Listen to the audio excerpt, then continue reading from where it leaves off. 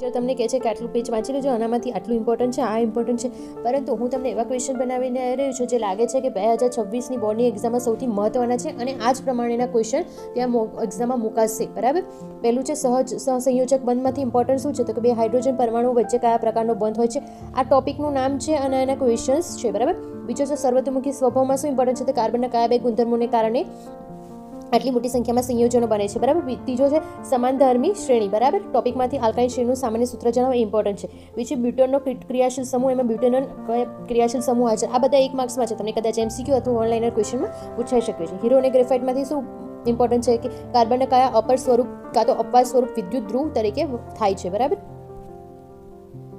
પ્રશ્ન number 2 sorry 2 ગુણના ટૂંકા પ્રશ્નોમાં પહેલું સંતૃપ્ત અને અસંતૃપ્ત હાઇડ્રોકાર્બનમાંથી શું ઇમ્પોર્ટન્ટ છે કે બંને વચ્ચેનો મુખ્ય તફાવત કીધો હોય તો તમારે લાઈન દોરીને બંને 3 પોઈન્ટ લખવાના. 2 માર્ક્સના ગુણ હોય તો 3 કે 4 પોઈન્ટ જેટલા કીધો હોય એના કરતાં એક્સ્ટ્રા લખવાનું તમારે ટેવ પાડવાની. એક ગુણમાં તમારે કોઈ પોઈન્ટમાં ભૂલ હોય તો બીજો તમારો માર્ક્સ કટ થાય નહીં.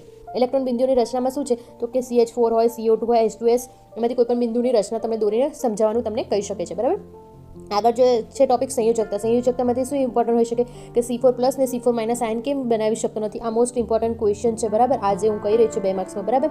પછી આગળ છે સમાનધર્મી શ્રેણીમાં શું કહે છે, સમાનધર્મી શ્રેણી એટલે શું, કોઈ પણ બે લાક્ષણિકતા જણાવો, એ રીતે પ્રશ્ન એમાંથી નીકળી શકે. બરાબર. આગળ બંધારણના સમઘટકો, પેન્ટેનનું બંધારણના સમઘટકોના નામો અને સૂત્રો આપો. બરાબર. ચલો આગળ જઈએ. હવે 3 ગુણના પ્રશ્નો જે વિસ્તૃતમાં લખવાના. જ્યારે પણ કોઈ પણ ક્વેશ્ચન લખો, જે પૂછો એ પ્રશ્ને 2 વાર વાંચીને તમારે જવાબ લખવાની ટેવ પાડવાની. બરાબર. મિસેલ રચના. બરાબર. સાબુના અણુની રચના, તેની સફાઈ કરવાની પ્રક્રિયા અને આકૃતિ ખાસ કરીને દોરવાની ભૂલવાની નહીં. બરાબર. પછી આગલો ટોપિક છે હાઇડ્રોજનેશન. શું છે તો કે વનસ્પતિ તેલમાંથી વનસ્પતિ ઘી બનાવવાની પ્રક્રિયા, ઉમેરણની પ્રક્રિયા સમીકરણ સાથે સમજાવવાની. બરાબર. આગળ છે દહન અને ઓક્સિડેશન, કાર્બનના સંયોજનની દહન પ્રક્રિયા અને આલ્કોહોલનું ઓક્સિડેશન. બરાબર. આમાં પોટેશિયમ પરમેંગનેટથી લખ્યું હોય એ સમજાવવાનું. બરાબર. ક્રિયાશીલ સમૂહમાં આલ્કોહોલ, આલ્કલાઇડ, કીટોન અને કાર્બોલિક એસિડના સૂત્રો અને પૂર્વક તથા પ્રત્યેક કોષ્ટક દ્વારા સમજાવો. બરાબર. 4 ગુણના લોંગ ક્વેશ્ચન્સ. ઇથેનોલમાં શું છે તો કે ઇથેનોલના ભૌતિક રાસાયણિક ગુણધર્મો જણાવી. સોડિયમ ધાતુ સાથે તેની નિર્જલીકરણની પ્રક્રિયાના સમીકરણમાં લિક્વિડ હોય તો L લખવાનું, સોલિડ હોય તો S લખવાનું, ગેસ ફોર્મ હોય તો G ખાસ કરીને લખવાનું ધ્યાન રાખજો. બરાબર. પછી આગળ છે ઇથેનોઇક એસિડ. પછી આગળનો આવે છે એસ્ટ્રીકરણની પ્રક્રિયા, સાબુનીકરણ, સાબુ અને પ્રક્ષાલકો. બરાબર. તૈયારી માટે તમારે બધા નામકરણ કરી દેવા. નામકરણમાંથી દર વર્ષે 1 માર્ક્સનો ક્વેશ્ચન આવતો જ હોય છે. બરાબર.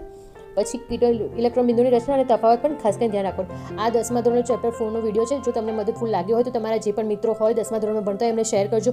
તમારા સગા સંબંધીમાં પણ કોઈ હોય 10મા ધોરણમાં તો એને શેર કરજો, એને પણ થોડું ઘણું મદદરૂપ થઈ શકે છે. Thank you.